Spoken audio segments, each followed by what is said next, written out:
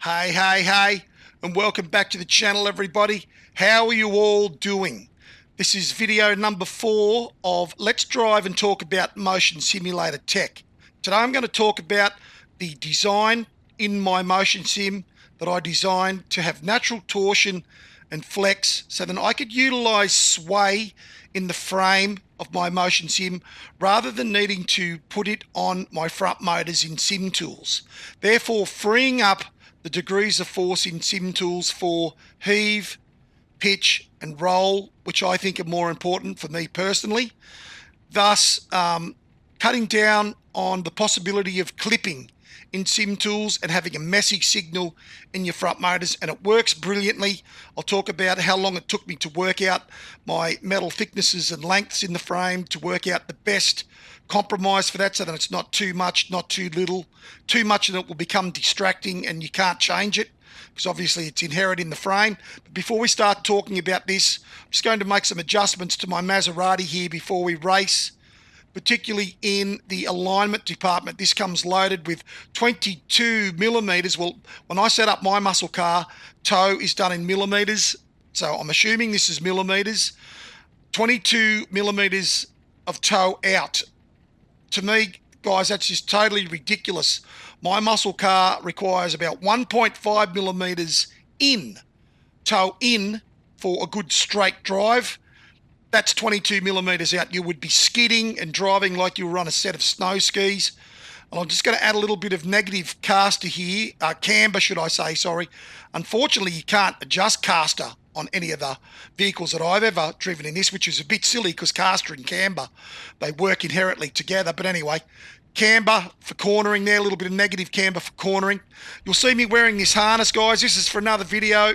I'm developing a new tensioner system that works with my motion sim with the rail axis, surge axis.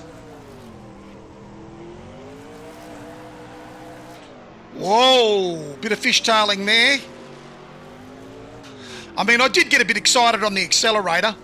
But anyway, today we are talking all about flex and torsion in the Dr. ADHD top frame design.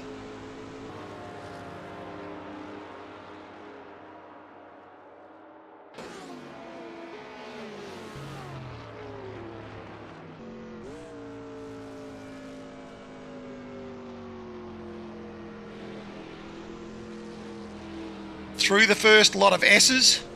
Now I've selected this 1965 version of Legrand Circuit by Wu Chu and the LM Virtua team. Good job, guys. Really fun track. Really nice road meshing.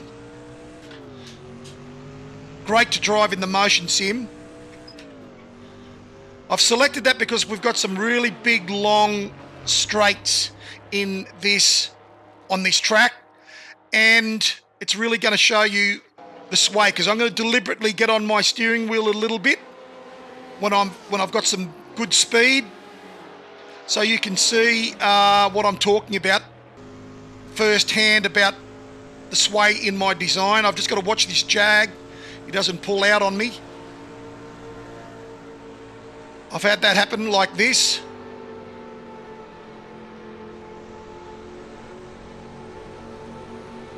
Make up your mind, champ. That's the pitfalls of racing with AI. Well, I guess with human beings as well it can be. Now, what I've done to help demonstrate this and for it not to be convoluted is I have gone into sim tools and I have put 2 degrees of dead zone in my traction loss.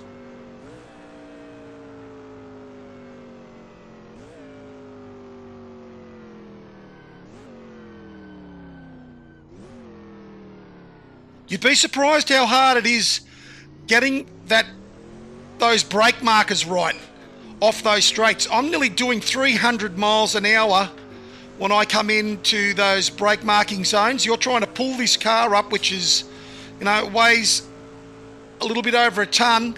Oh, I'm on the grass.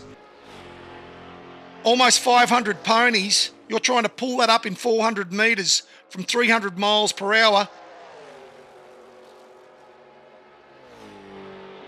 It's not as easy as you think it is. That's why driving old school cars where you've got the full H pattern shifter, you've got to know how to rev match, so you've got to know how to heel and toe. It really brings actually driving. Someone coming up here on my right here.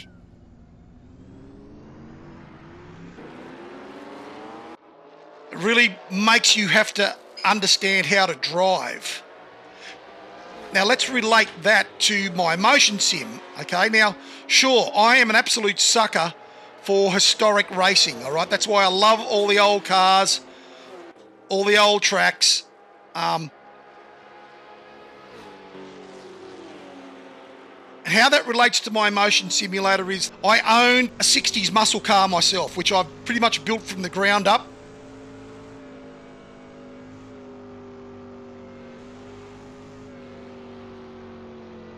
Oh, a bit hot into that corner, but anyway, I got away with it. In that car, I've completely redone all the suspension, all right? It's all nolothane bushing. It's all high-end Coney shock absorbers.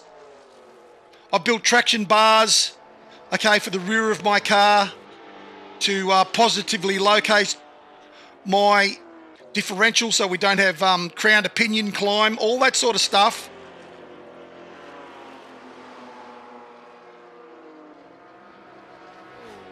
Sway bars that I've added to the car. That stuff all impacts on the way that car handles, okay? The way it drives, its rigidity, okay? But despite all those things, okay, the car still has sway. It's not completely rigid. No car is. So I've got a pretty good understanding of what is required to drive a high-powered muscle car and keep it on the road. So I was able to use that experience with thinking about how to put together my motion simulator.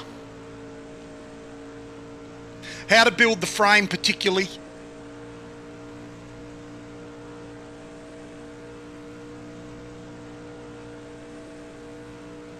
Right, I'm going to do a little bit of this. Hopefully I won't lose control, and hopefully you can see a bit of that natural sway. Whoa, I just got to be careful. It feels just like in a car. If you're in a car and you do that, man, you are on the edge of losing control of that vehicle. But I hope that just gave you a great look at what I'm talking about. That's because of the length of my top frame, the thickness of the box that the top frame's built out of, how it naturally flexes.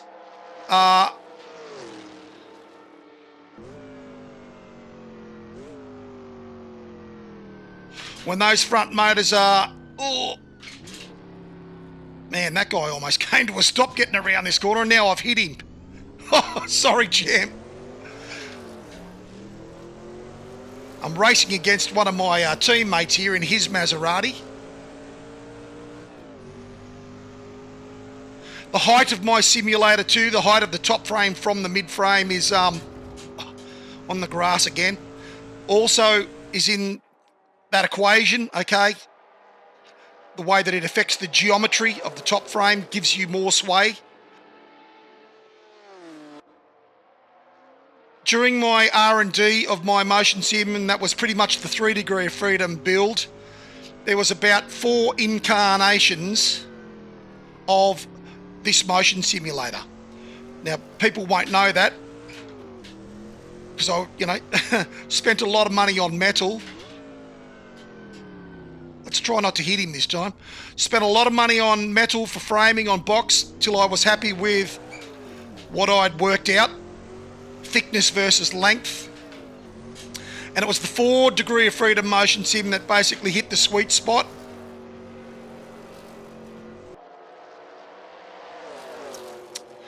And so it wasn't just something that I plucked out of the air, okay? This took me a little while to work this out.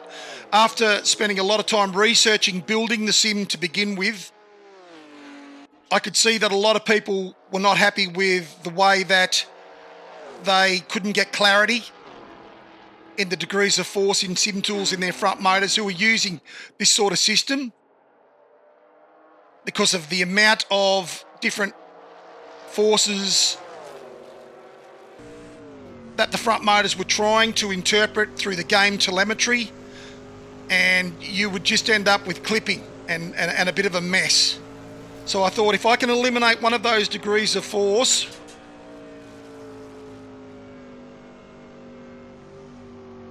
then I'm going to be able to have a win here, get my sway, a more natural, real feeling sway as well, than out of the motors. It's a really important physic in driving of what you feel when you're driving a real car. And I think I've done a pretty damn good job, if I do say so myself, of working that out. It was hours and hours and a little bit of coin to get that right. But it's magic. It's magic. Now, obviously the top frame is coupled to the mid frame. The mid frame is absolutely 100% rock solid. It has no flex in it.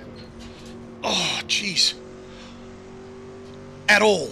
All right, we're talking about a chunky piece of box, which is the spine. It's 2.5 millimeters thick, so the wall thickness of that box is 2.5 millimeters. And my trolley rail system, the rails that my trolleys sit on, that the top frame sits on to allow us to surge forward and back on braking and acceleration.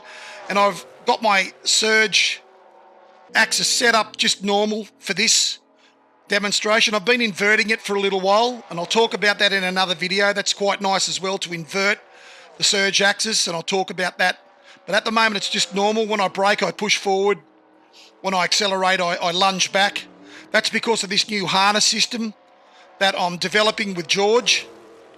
It's going to utilise that that axis to actually press the harness into your body to give you even more immersion. And you can see I've partially got it built. You'll see the around at the bottom there, you'll see a little frame set up on the mid frame. I haven't joined it yet because there's still a little bit more tweaking that has to be done. Anyway, the mid frame is rock solid. Those rails that are welded onto the side of the mid frame box, they add more stability, more bracing. Okay, it's heavily braced. The 90-degree angle that welds on the sides of that box, that's 3 millimeters in thickness. So it's a massive brace on the box. So the mid frame has no flex whatsoever. I didn't want additional flex. I just wanted the flex all in the top frame. That's why it's built so heavily.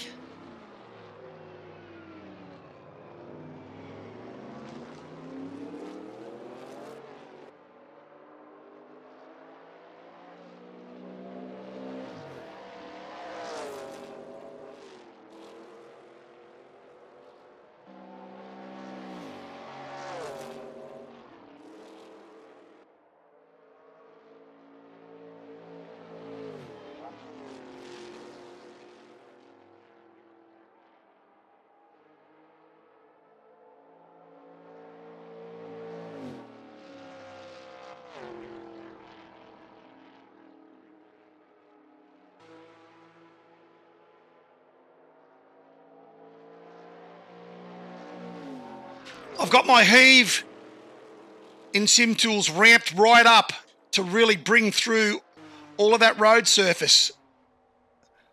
Especially comes through if you wander out onto the grass.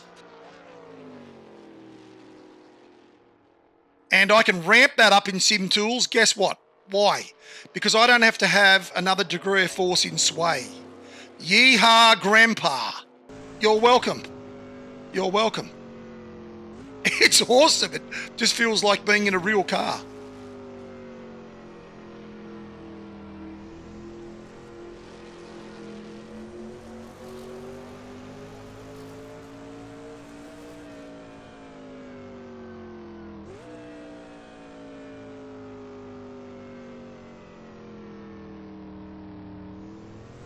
do still have to tweak your sim tool's degrees of force with the other axes that are running: pitch, roll and heave.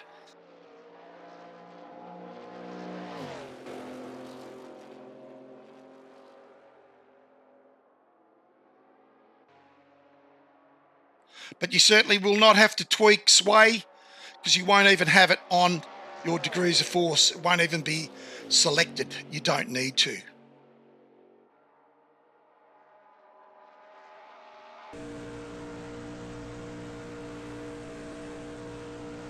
I guess my seat design that I've talked about in the past too, the fact that I have my seat frame sitting on high compression springs, that's another natural element that amplifies the heave, and it works brilliantly. Any of that heave that's coming through those front motors, any of the jitters or stuff like that, it's amplified through the frame, through the springs, right into your backside. And again, really, it negates the need to have any sort of transducer set up. You don't really need a butt kicker. In my opinion, I couldn't see how it would enhance. Oh, I've come in too hot. Oh, brakes were getting a bit warm there by the end, and I had brake fade. Basically, I had no brake left by the end of that corner. This is what I'm talking about with these old cars. So yeah, I don't think you need any sort of transducer setup. Look, if you've got the money and you want to do it and buy one, see what it's like, sure. But man, the rattle I get in my seat from those front motors when I'm running over chevrons and curbs and just bumpy road surfaces, it's there, right where you'd feel it in a real car. That's really the only other element that I needed to sort of probably explain. The bottom plate in this design is so simple. It's just flat steel that enables the mid-frame to couple to the floor, basically, on a big heavy-duty pivot caster. That's what allows the motion sim to arc for traction loss, or yaw in a plane when you're ruddering hard left or right, or if you're losing control of the back end of your car, traction loss. It's very simple. It's just a big T plate, so then the wheels for the traction loss can run along a plate, and it's what couples the mid frame and top frame to the floor. I think I need to get out of this video now, guys, while the going is good. Thanks for tuning in. I hope this has been insightful. This is obviously pretty specific to my design.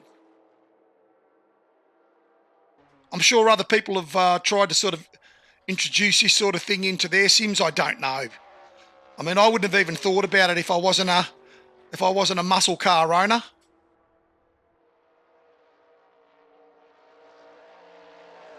Well, anyway, until I see you guys in the next Let's Drive and talk about motion sim tech video, you guys stay safe, stay healthy, and take it easy out there.